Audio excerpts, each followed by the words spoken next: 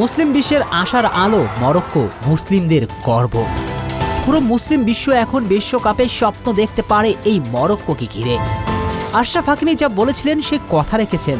হ্যাঁ, ম্যাচ জেতা হয়নি, তবে জান প্রাণ দিয়ে লড়েছেন। শেষ 10 মিনিটের মধ্যে 4টা ডেঞ্জারাস অ্যাটাক, ব্রাজিলের অবস্থা ছেড়ে দেমা কেঁদে বাঁচি। আর এই মরক্কো যদি ফাইনাল খেলে তাহলে কি আপনি অবাক হচ্ছেন?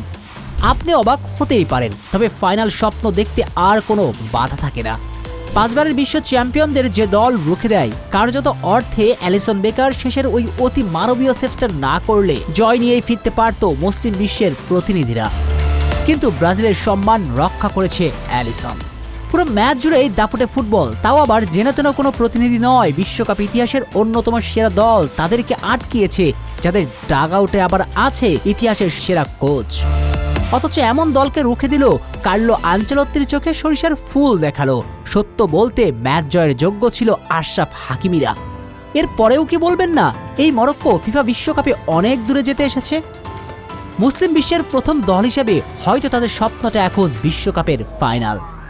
ম্যাচের একেবারে শুরু থেকে ব্রাজিলকে চেপে ধরে গোল আদায় করে নেয়, সাইবারির গোলে এগিয়ে যাওয়া। যদিও ভিনিসিয়াস গোল করে সমতায় ফিরিয়েছিলেন ব্রাজিলকে, কিন্তু কাউন্টার অ্যাটাকে একের পর এক আক্রমণে দিশেহারা ছিল কার্লো আনচেলত্তিও।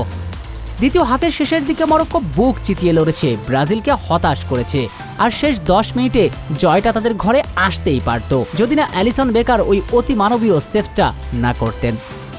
তবে জয় না পেলেও মরক্কো টুর্নামেন্টের ফেভারিট তা প্রমাণ দিয়েছেন এই ম্যাচে। বিশ্বাস রাখতে পারেন তারা এই টুর্নামেন্টে যাবে অনেক দূরে।